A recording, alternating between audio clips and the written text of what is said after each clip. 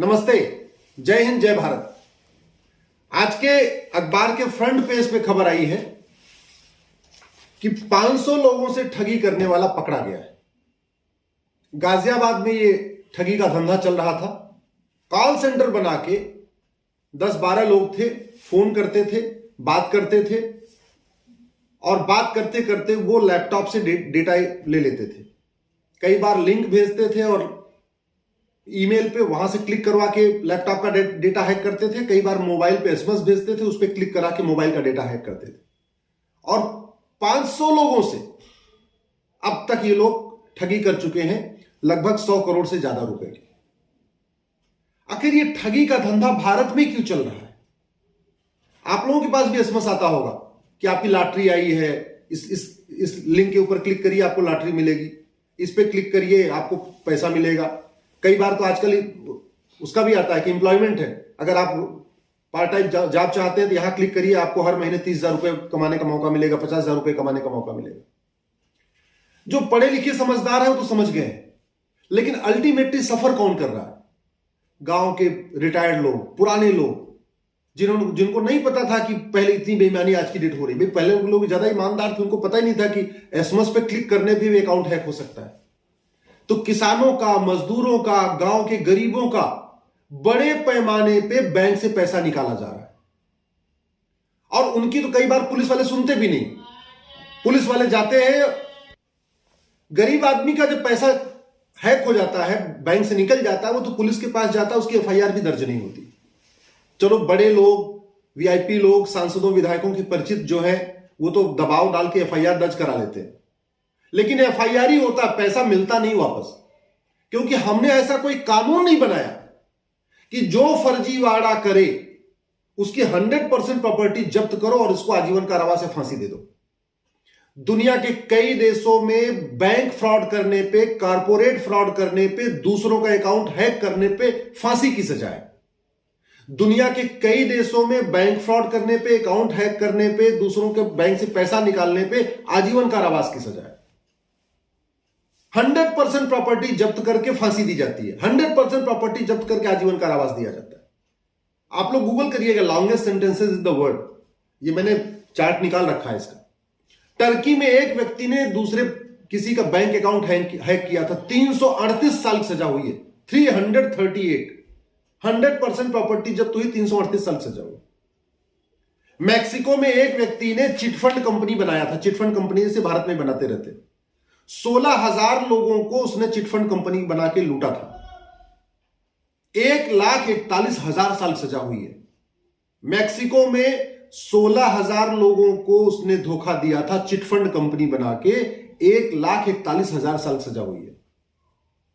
भारत में सुब्रत राय सहारा 16 लाख लोगों को ठग चुके हैं, 16 लाख लोगों का पैसा लेके चंपत हो चुके हैं और उनको 16 साल की भी सजा नहीं हुई है। यह कानूनों का अंतर है। मैक्सिको में 16,000 लोगों के साथ ठगी करने पे 1,41,000 साल की सजा, भारत में 16 लाख लोगों के साथ ठगी करने पे 16 साल की भी सजा नहीं हुई। 100% प्रॉपर्टी जब्त नहीं हुई। आज भी उनके पास करोड़ों की प्रॉपर्टी है, लखनऊ से लेकर दिल्ली तक, नोएडा तक, पता नहीं कहां कहां, सहारा सिटी है, भगवान जाने क्या क्या है, कितनी सारी उनके पास जमीनें हैं। उसने 16 लाख लोगों का पैसा लिया, उस पैसे से प्रॉपर्टी खरीदी, कहीं न्यूज चैनल बना दिया, कहीं अखबार का ऑफिस बना दिया, कहीं प्रॉपर्टी बना दिया, कहीं कॉलोनी बना दिया, और वो 16 लाख लोग बेचारे दर दर भटक रहे, कोई सुनने वाला उनकी नहीं। क्यों? क्योंकि हमारा कानून घटिया है। मैं बार बार कहता हूं, कानून जब तक अच्छा नहीं होगा, अपराध कम नहीं होगा। जब तक कानून कठोर नहीं होगा और जल्दी से सजा नहीं मिलेगी 6 महीने साल भर के अंदर, तब तक न ठगी कम होगी, न फिरौती कम होगी, न किडनैपिंग कम होगी, न छेड़छाड़ कम होगी, न भ्रष्टाचार कम होगा, न घूसखोरी कम होगी, न जमाखोरी कम होगी, न मिलावटखोरी कम होगी, न कालाबाजारी कम होगी, न मुनाफाखोरी, कुछ भी कम नहीं होगी। और घटिया कानूनों का जो सबसे बड़ा असर पड़ता है गरीबों के पास, गरीबों के ऊपर पड़ता है।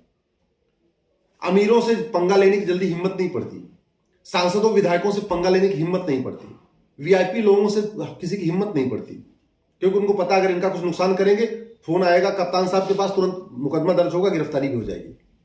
अल्टीमेटली घटिया कानूनों को जो सबसे ज्यादा झेल रहा है वो कॉमन मैन झेल रहा है, मिडिल क्लास झेल रहा है, लोअर क्लास झेल रहा है, किसान झेल रहा है, मजदूर झेल रहा है। बड़े लोगों का मुकदमा बहुत लंबा नहीं चलता, और वो मुकदमा लंबा तब चलता है जब वो खुद दोषी होते हैं, उनको सजा न मिले, इसलिए उनका मुकदमा 50 साल तक चलता रहता है कि मुकदमा खत्म हो उसके पहले खुद ही खत्म हो जाए।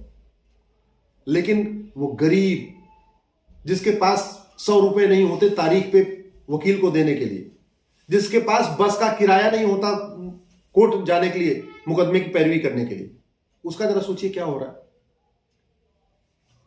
यदि आपको मेरी बात ठीक लगे तो प्लीज घटिया कानूनों के खिलाफ आवाज उठाइए, पुलिस रिफॉर्म की मांग करिए, जुडिशियल रिफॉर्म की मांग करिए।